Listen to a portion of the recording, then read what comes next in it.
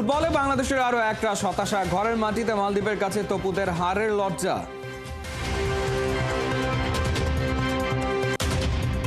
ক্রিকেটে ব্যর্থতায় ফুটবলেও মিলছে না স্বস্তি, জাতীয় দলের বর্তমান সাবেক ক্রিকেটাররা এখনো আশাবাদী। আর্থিক সংকটে ঐতিহ্যবাহী ক্লাব মোহামেডান, ক্লাবের সুদিন ফেরাতে গোলাম মোহাম্মদ আলমগীরের আহ্বান।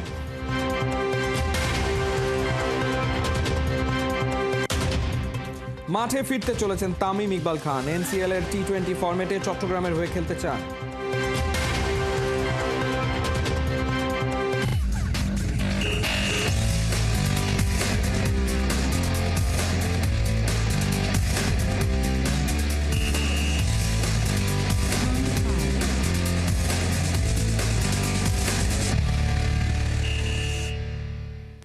স্বাগত খেলা যুগে, আপনাদের সাথে আছি আমি ফাহিম রহমান। আবারও হতাশায় মোড়া ফুটবলের ছবি দেখলো বাংলাদেশ মালদ্বীপের কাছে প্রথম ফিফা ফ্রেন্ডলিতে 1-0 গোলে হারল। ঘরের মাঠ, দর্শক কোনো অ্যাডভান্টেজই কাজে লাগাতে পারেননি তপু মোরসালিনরা, উল্টো একের পর এক গোল মিসে বাড়িয়েছেন, আক্ষেপ দেখিয়েছেন দেশের ফুটবলের রুগ্ন চেহারা। বিস্তারিত পার্থবণিকের রিপোর্টে।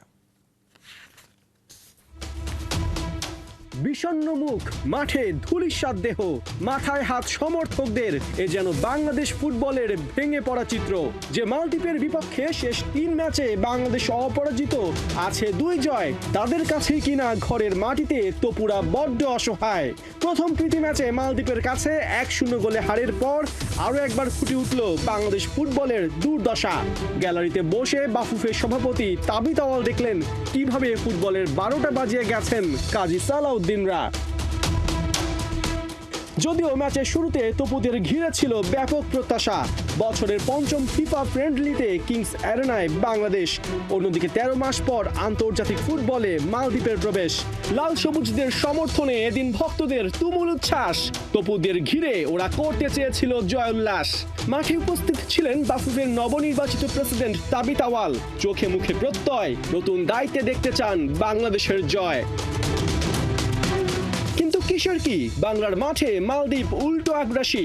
12 মিনিটে বাংলাদেশের ডি বক্সে নিয়াজ হোসেনের ফার্স্ট আক্রমণ, পরের মিনিটে ইব্রাহিম মাহুদি পেয়েছিলেন সুবর্ণ সুযোগ, কিন্তু 2 দফাতেই বেঁচে যান কিপার মিতুল মার্মা, হাফ ছেড়ে বাঁচেন কোচ হাবিয়ের কাবরেরা। তবে খেলতে না পারলে ভাগ্য আর কতক্ষণ সঙ্গ দেবে। 18 মিনিটে সেটাই বাংলাদেশকে বুঝিয়ে দিলেন আলী ফাসির, সেট পিস থেকে হামজা মোহাম্মদের দুরন্ত শটে হেড করে এগিয়ে দেন মালদ্বীপকে।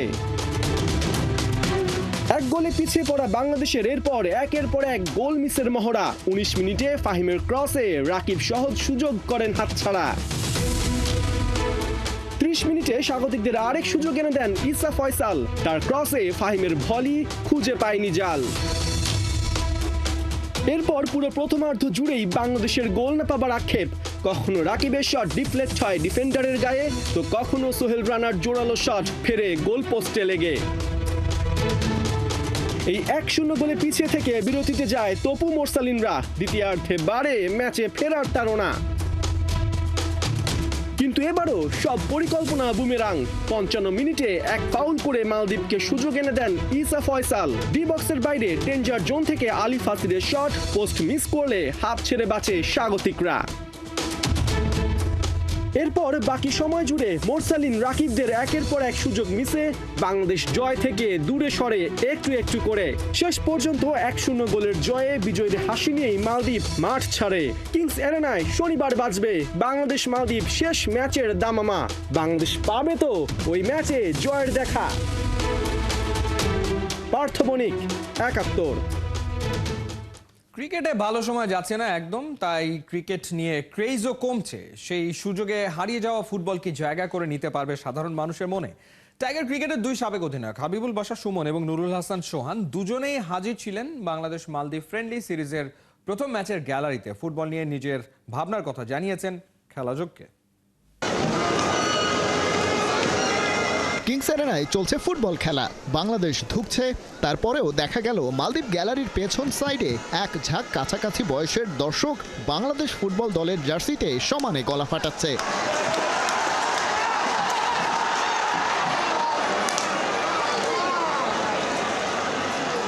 আর তারই মধ্যে টাইগারদের হয়ে একসময়ের মাঠ মাতানো ক্রিকেটার দলের সাবেক অধিনায়ক হাবিবুল বাশারও আছেন। ওপরে ওপরে কেবল যেই মানুষটা কেবলই ক্রিকেটার, ভেতরটা যেন ওই ফুটবলে মোড়া। ফুটবল তো আমার প্রথম ভালোবাসা, football was my first love. Cricket আগে তো ফুটবলই খেলতাম, কিন্তু ক্রিকেটটা ভালো খেলতাম বলে আর ফুটবল খেলি নাই। বাট সবসময় ফুটবল খেলা দেখি, ফুটবল ফলো করি। আর এই বাংলাদেশ দল আসলে আমার বন্ধুর ছেলেটা খেলছে, তা আমাদের সবারই একটা ইন্টারেস্ট আছে, আমরা সব বন্ধুরা মিলে এসেছি আজকে। বাশারের খেলা সবশেষ লাইভে দেখা গেছে অনেক দিন হলো, তবে গ্যালারির অন্য প্রান্তে পাওয়া গেল আরেক সাবেক অধিনায়ককে। ক্রিকেটার হিসেবে যার সাবেক হওয়ার এখনও ঢের বাকি, তবে ফুটবলের প্রতি টানটা একই রকম। বাংলাদেশে তো ফুটবলের ক্রেজ অন্যরকম, আর আমার কাছে মনে হয় যে দর্শকরাও, যেহেতু এটা বসুন্ধরার ভিতরে অনেক বেশি দর্শক দেখলাম, অনেকে বাইরে ওয়েট করতেছে, তো বাংলাদেশের ফুটবলের ক্রেজ তো অলওয়েজই এরকমই। ক্রিকেটের সময়টা খারাপ যাচ্ছে বেশ, একের পর এক সিরিজ হারে বাড়ছে টাইগার ভক্তদের হাপিত্যেশ। ফুটবলপন্থীরা যদি এই ফাঁকে দাবি করে বসেন ক্রিকেটের ক্রেজ গেছে কমে, সেই সুযোগে খেলাটার ক্রেজে কিছুটা হলেও ভাগ বসাতে পারে ফুটবল। ক্রিকেটাররা তো খুব বেশি পারফর্ম করতে পারছে না, অনেকগুলো টানা 4টা সিরিজ হারলো বাংলাদেশ। ফুটবলাররা যদি জিততে পারে সেই ক্রেজটা কি কিছুটা হলেও শিফট করে ফেলতে পারবে কিনা তারা? না, অবশ্যই। দেখেন, হ্যাঁ, ক্রিকেটের একটা খারাপ সময় যাচ্ছে, বাট ক্রিকেট বলেন, ফুটবল বলেন, বাংলাদেশের স্পোর্টস জগতের জন্য সব সেক্টর থেকে ভালো করা অনেক দরকার। আমার কাছে মনে হয় যে বাংলাদেশি মানুষেরও অনেক বেশি স্পোর্টস লাভার, সেটা ক্রিকেট হোক, ফুটবল হোক, হকি হোক। ফুটবলকে সৌন্দর্য ভিন্ন জায়গা, ক্রিকেট ক্রিকেটের জায়গায় থাক, ফুটবল ফুটবলের জায়গায় থাক। আজকে আমরা ফুটবল দেখতে এসেছি, বাংলাদেশ দলের ফুটবল নিয়েই আমরা আসলে চিন্তা করি। ফ্যাসিলিটি ওয়াইজ, গ্রাউন্ড ওয়াইজ সব কিছু দিয়ে, এবং আই থিঙ্ক বিউটিফুল স্টেডিয়াম। আমার মনে হয় যে এইখানে আসার জন্য কারো কোনো সমস্যা হচ্ছে না। হাবিবুল বাশার সুমন ফুটবল খেলা দেখতে এসছেন এবং বলছিলেন যে প্রথম যে ভালোবাসাটা ক্রিকেটের আগেই ফুটবল দিয়ে শুরু। সেই জায়গায় ক্রিকেটটা হয়তো বা অনেকে ভালো খেলেন, ক্রিকেটটা হয়তো বা একটু বেশি ভালোবাসেন, কিন্তু তার বাইরেও ফুটবল নিয়ে অনেক জল্পনা কল্পনা অনেক কিছুই হয়, এবং ফুটবল নিয়ে বাংলাদেশ খুব বেশি ভালো না করলেও তার ক্রেজ কিন্তু সবসময় ছিল, সবসময় আছে এবং সবসময় থাকবে। খালিদ জামিল, ৭১, ঢাকা। পারিশ্রমিকের দাবিতে যে কোনো সময় অনুশীলন বন্ধ করে দিতে পারে ঐতিহ্যবাহী ঢাকা মোহামেডানের ফুটবলাররা, আশঙ্কা করছেন ক্লাবটির ফুটবল কমিটির চেয়ারম্যান ইঞ্জিনিয়ার গোলাম মোহাম্মদ আলমগীর। ১.৫ বছরেরও বেশি সময় ধরে বোর্ড মিটিং হয় না, ১৬ পরিচালকের অধিকাংশ অর্থ সহায়তা দেয় না, বর্তমান কমিটিও অবৈধ। এমন অবস্থায় একা ক্লাব চালাতে বিরক্ত ফুটবল কমিটির চেয়ারম্যান। মেহেদী নাইমের রিপোর্টে বিস্তারিত। ফান্ডিং আসছে না, বন্ধ আছে বর্তমানে। আমার বিশ্বাস আগামী 10 দিন 15 দিনে কিছু একটা ঘটবে, এবং ঘটতে বাধ্য। নাহলে এই ক্লাবটা, এই ফুটবল টিম বিদেশে মিলে সবাইকে আমরা যে কমিটমেন্ট দিয়েছি, তারা প্র্যাকটিসে যাবে না, খেলবে না। সাদা কালোর গায়ে ঐতিহ্যের তকমা। মোহামেডানের ৮৮ বছরের ইতিহাসে এবার সেই তকমায় লাগতে পারে আরও একটি দাগ। ২০২১ সালের মার্চে 2 বছরের জন্য কমিটি গঠন করা হয়েছিল, সেটারও মেয়াদ শেষ হয়েছে প্রায় ১.৫ বছর আগে।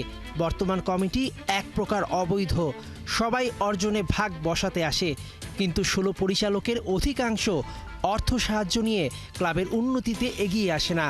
সেজন্য বিরক্ত মোহামেডানের ফুটবল কমিটির চেয়ারম্যান ইঞ্জিনিয়ার গোলাম মোহাম্মদ আলমগীর। বর্তমানে আমরা ইলিগাল ডাইরেক্টরস, কিন্তু সেই লিগ্যাল বলে তো আমি রিজাইন করতে পারি না বা নিষ্ক্রিয় হইতে পারে না, কারণ মোহামেডান আমার প্রাণের ক্লাব। এই ক্লাবকে তো আমি যেখানে সেখানে ফেলায় যেতে পারি না। অনেকে নিষ্ক্রিয় হয়ে গেছেন, টেলিফোনে পাওয়া যায় না, এবং বলতে গেলে আমি নিরুপায়, অসহায় হয়ে গেছি। ১.৫ বছর ধরে বোর্ড মিটিং হয় না, টাকা দেওয়ার ভয়ে কেউ ক্লাবেও আসেন না, চেয়ারও ছাড়েন না। এমন অবস্থায় ইঞ্জিনিয়ার গোলাম মোহাম্মদ আলমগীর বাঁচিয়ে রেখেছেন ঐতিহ্যবাহী ক্লাবটিকে। তিনি অর্থের যোগান বন্ধ করে দিলে বিপাকে পড়বে খেলোয়াড়রা। এই বোর্ড ভেঙে দিয়ে একটা অ্যাডহক কমিটি করেন, এবং তারপরে যোগ্য প্রতিনিধি, অত্যন্ত শক্তিশালী, যারা ইচ্ছা আছে ক্লাবের জন্য কিছু কন্ট্রিবিউট করে, অ্যাট দ্য সেম টাইম যারা ফাইন্যান্সিয়ালি সলভেন্ট। এইসব ক্লাবের ডাইরেক্টর ইনসলভেন্ট যারা, তাদের হওয়ার কোনো সুযোগ নাই। ক্যাসিনো কলঙ্কের দাগ মোহামেডানের গায়ে লাগার পর দুর্দিনে তারই পৃষ্ঠপোষকতায় ফুটবলে ফেডারেশন কাপ জয়, শেষ প্রিমিয়ার লিগ ও 2 ঘরোয়া টুর্নামেন্টে হয়েছে রানার্স আপ। গেল মৌসুমে ক্রিকেটেও ছিল 2 নম্বরে। হকিতে চ্যাম্পিয়ন হতে পারেনি ফেডারেশনের বৈষম্যে।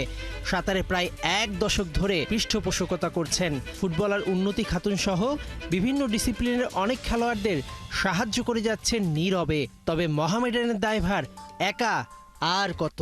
মাসে 1 কোটি টাকা খরচ, প্রচুর মোহামেডান সাপোর্ট আছে যারা আসতে চায়, সবাইকে নিয়ে কিন্তু জিনিসটা করা যায়, আরামসে করা যায়, কোনো সমস্যা নাই। কিন্তু সে উদ্যোগটা অনেকে ফিল করছেন না, অনেকে করছেন না।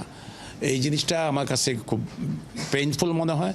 নতুন মৌসুম শুরুর আগে নিয়মিত অনুশীলন করছে সাদা কালোরা।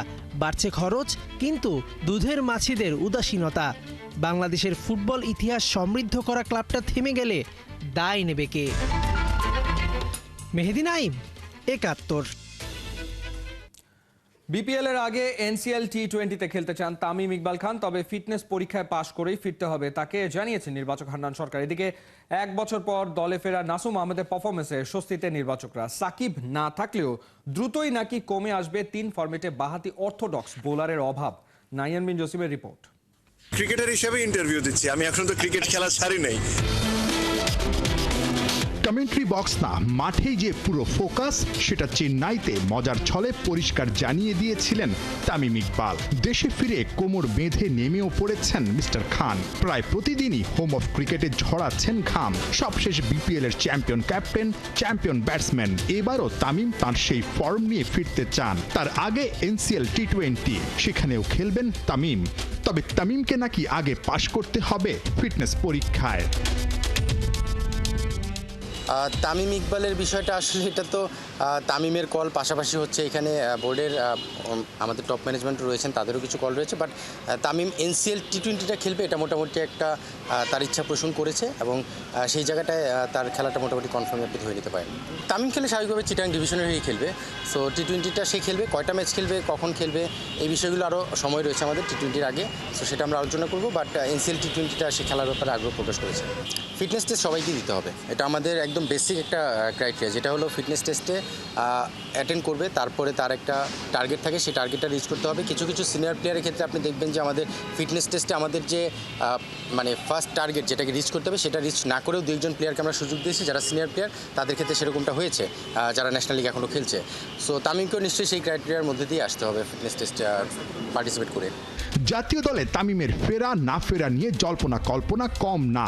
দেশে ফেরার পর ওয়ানডে ক্যাপ্টেন শান্তর সঙ্গে মিরপুরে দেখা, কিন্তু কুশল বিনিময় ছাড়া তেমন একটা কথা হতে দেখা গেল না। আপাতত ক্যাপ্টেন শান্ত নিজেকে নিয়েই বেশি ভাবনায়। গ্রোইন ইনজুরির কারণে ওয়েস্ট ইন্ডিজের টেস্ট সিরিজ মিস। রিহ্যাব শেষে ওয়ানডে সিরিজ দিয়ে ফিরতে পারবেন কিনা সেটা এখনো নির্বাচকদের কাছে নিশ্চিত না। আমার সঙ্গে কোনো কথা হয়নি আসার পরে। আর তারপরে বাকি বিষয়গুলো আপনারা মেডিকেল ডিপার্টমেন্ট থেকে অলরেডি একটা ইনফরমেশন পেয়েছেন, বাকি ইনফরমেশনগুলো সময়ের সঙ্গে সঙ্গে পেয়ে যাবেন। এটা নিয়ে আমি আসলে এই মুহূর্তে কোনো কমেন্টস করতে চাচ্ছি না। ইনজুরির হতাশা নিয়ে শান্ত দেশে ফিরেছেন। একই ফ্লাইটে স্বস্তি সঙ্গী করে দেশে এসেছেন নাসুম আহমেদ। সাকিব নেই, বাঁহাতি অর্থোডক্সের অভাব ভুলিয়ে দিতে বাজিমাত করেছেন 1 বছর পর দলে ফিরেই। ওয়ানডে টি20 আর টেস্ট দ্রুতই 3 ফরম্যাটে নাকি মুছে যাবে লেফট আর্ম অর্থোডক্স বোলারের অভাব। আপনি যদি ফরম্যাট ওয়াইজ ডিফারেন্টভাবে চিন্তা করেন, হাসান মুরাদ টেস্ট ফরম্যাটে প্রায়োরিটিতে রয়েছে, সে অলরেডি ওয়েস্ট ইন্ডিজ চলে গিয়েছে। আপনি শর্টার ভার্সনে যদি আপনি দেখেন, নাসুম, তানভীর এবং রাকিবুল, এই 3জন আমাদের হোয়াইট বলের প্রায়োরিটিতে রয়েছে। সো এরকমভাবে আমরা কাজ করছি। পাশাপাশি এই এনসিএলও যারা ভালো করছে তাদের দিকেও নজর আছে। আপনারা দেখেছেন আশরাফুল রোহান, যে সে কিন্তু 10টা উইকেট পেল লাস্ট ম্যাচে, এবং সে কিন্তু আমাদের আন্ডার-19 একটা সময় স্কোয়াডে ছিল, তারপরে সে আসলে আন্ডার-19 স্কোয়াড থেকে ড্রপ করেছিল, বাট সে ভালো করছে। এরকম আরও কিছু প্লেয়ার দিকে আমাদের নজর রয়েছে। তো আমি এখনই আসলে বলবো না যে সেই বেস্ট বা সেই 3 ফরম্যাটের জন্য বেস্ট হতে পারে, বাট আমরা কাকে কোন ফরম্যাটে প্রায়োরিটিতে রাখা যায় সেই জিনিসটা নজর রেখে আমরা তাদেরকে চেষ্টা করছি সুযোগ দেওয়ার জন্য। নাহিয়ান বিন জসিম, ৭১। ঠিক আছে, থ্যাংক ইউ। প্রতিবার বিপিএল এ হাইপ তুলে নামি দামি ক্রিকেটার এনেও নকআউট স্টেজ থেকে ছিটকে যায় হেভিওয়েট রংপুর রাইডার্স। সেই আক্ষেপ ওরা কাটাতে চায় গ্লোবাল সুপার লিগে। চলতি মাসেই গায়ানায় গড়াবে 5 দেশের 5 সেরা ফ্র্যাঞ্চাইজির লড়াই। সাকিবের সার্ভিস না পেয়ে কিছুটা হতাশ রাইডার্স ম্যানেজমেন্ট। ক্যাপ্টেন সোহান বলছেন, পিচের কারণে রংপুরের পক্ষেও বড় কিছু করা সম্ভব। সাইফুল রূপকের রিপোর্ট। তামিমের দল চ্যাম্পিয়ন বরিশাল রাজি হয়নি, নাফিসা কামাল লাপাতা, অন্ধকারে কুমিল্লা ভিক্টোরিয়ান্স। রংপুর রাইডার্স সুযোগটা লুফে নিয়েছে, যদিও গ্লোবাল সুপার লিগে বাংলার গ্লোবাল সুপারস্টার সাকিবকে রাজি করাতে ব্যর্থ হয় রাইডার্স ম্যানেজমেন্ট। সাকিব আল হাসান সাথে যোগাযোগ করেছিলেন যে এই টুর্নামেন্টে খেলার জন্য, মানে সে তো রংপুরে খেলেছেও। না, অবশ্যই আমার কাছে মনে হয় যে রংপুর ম্যানেজমেন্ট থেকে সাকিব ভাইয়ের সাথে কন্ট্যাক্ট করা হয়েছিল। ইভেনচুয়ালি তারও যেহেতু টি10-এ পার্টিসিপেট করতেছে, সেই কারণে হয়তো আপনার ওইভাবে সব কিছু মিলিয়ে উঠতে পারে না। ওই কন্ডিশনে সাকিব থাকলে তো আপনাদের জন্য একটা সোনায় সোহাগা হতো। না, অবশ্যই দেখেন সাকিব ভাইয়ের মতো প্লেয়ার যে কোনো টিমে থাকলেই সেই টিমের আলাদা বেনিফিট সবসময় পায়। তার মতো আমার কাছে মনে হয় যে বোলিং, ব্যাটিং এবং সে মাঠে থাকাই আসলে প্লেয়ারদের জন্য অনেক বড় একটা ইম্পর্টেন্ট। সিপিএল এর দল গায়ানা অ্যামাজন ওয়ারিয়র্স, পাকিস্তানের লাহোর কালান্দার্স, ইংল্যান্ডের হ্যাম্পশায়ার, অস্ট্রেলিয়ার ভিক্টোরিয়ার সঙ্গে বাংলার রংপুর রাইডার্স। ক্যারিবিয়ান দ্বীপ গায়ানায় 27 নভেম্বর থেকে 8 ডিসেম্বর পর্যন্ত চলবে গ্লোবাল সুপার লিগ টি20। বড় মঞ্চে বড় স্বপ্ন দেখছে রংপুরের কাপ্তান নুরুল হাসান সোহান। গায়ানার পিচ তো সাবকন্টিনেন্ট টাইপের। হ্যাঁ, আমরা লাস্ট ওডিআই সিরিজ জিতেছিলাম ওয়েস্ট ইন্ডিজের। তো হ্যাঁ, 2022-এ। তো আমার কাছে মনে হয় যে সিমিলার আমাদের বাংলাদেশ টাইপের উইকেট, একটু স্পিনিং উইকেট থাকে। সো দেখা যাক এই বছর কেমন থাকে। কন্ডিশনের জন্য ব্যাটাররা তো, বাংলাদেশি ব্যাটাররা তো স্পিনটা ভালো খেলে। আপনি আছেন, যারা আছে, আফিফ আছে, সাইফ আছে, অনেকেই আছে, যাচ্ছে, শেখ মেহেদি আছে। স্পিন ডিপার্টমেন্টটা কেমন, যে ওই কন্ডিশনে প্রতিপক্ষদের আসলে ভেঙে চুরে দিতে গেলে স্পিনারদের আসলে ভালো bowling, wicket taking, delivery economical হতে হবে? না, আমার কাছে মনে হয় যে স্পিনাররা একটা ভালো রোল রাখবে। সেক্ষেত্রে ধরেন শেখ মেহেদি আছে, আমাদের হারমিত সিং আছে, তারপর রিশাদ আছে। তো আমার কাছে মনে হয় যে স্পিনার একটু আমাদের ভালো। সো যেটা বললাম যে পার্টিকুলার ডেতে আরাফাত সানি আছে, পার্টিকুলার ডেতে আসলে আমরা কেমন পারফর্ম করতেছি এটার উপর অনেক কিছু ইম্পর্টেন্ট। স্কোয়াডে নামী বিদেশি নেই, সৌম্য, শেখ মেহেদি, আফিফ, সাইফুদ্দিন, সাইফ, রিশাদ। লোকাল ক্রিকেটাররাই রংপুরের আশা ভরসা। প্লেয়ারদের জন্য একটা অনেক বড় অপরচুনিটি। ইন্টারন্যাশনাল মানে সব প্লেয়ার ওখানে থাকবে, তো এখানে আসলে পারফর্ম করতে পারা এবং বাংলাদেশের হয়ে প্রতিনিধিত্ব করা সবসময় একটা প্রাউডের ব্যাপার। বিপিএলটাও ডিসেম্বরের লাস্ট উইকে, ডিসেম্বরের ফার্স্ট উইক পর্যন্ত আপনারা এই গ্লোবাল সুপার লিগ খেলবেন গায়ানাতে। বিপিএলের একটা দারুণ প্রস্তুতি, দল গঠন, সবার ফাইন টিউনিং, সব বিষয়গুলো আসলে ইজি হয়ে যাবে নিশ্চয়ই রংপুরের এবার। আপনি দেখেন যে আমরা হয়তো টি20 ক্রিকেটে খুব একটা মানে অন্য টিমগুলো যেখানে আছে, আপনি যদি আফগানিস্তানের সাথে বলেন বা অন্যান্য টিমের সাথে কম্পেয়ার করেন, আমরা অনেকখানি পিছিয়ে আছি। তো এইটার একটা রিজন কিন্তু আমরা টি20 অনেক কম খেলি। অবশ্যই আমাদের প্লেয়ারদের অনেক দোষ আছে, বাট আমার কাছে মনে হয় যত আমরা খেলবো বা এরকম ইন্টারন্যাশনাল ফ্র্যাঞ্চাইজি ক্রিকেট যত অপরচুনিটি পাবো, বিদেশিদের সাথে খেলার সুযোগ পাবো, তো আমার কাছে মনে হয় যে ওই জিনিসটা আমাদের যে ভুলগুলো আছে এগুলো শুধরানো বা ওই যে লিসেনটা অনেক আমরা অনেক কিছু শিখতে পারবো। সাইফুল রূপক, 71। এরকম টুর্নামেন্টগুলো চলছে খেলাযোগ সরাসরি সংবাদ অনুষ্ঠান দেখতে চোখ রাখুন 71-এর ফেসবুক পেজ এবং সাবস্ক্রাইব করুন 71-এর ইউটিউব চ্যানেল 71-এর সাথে।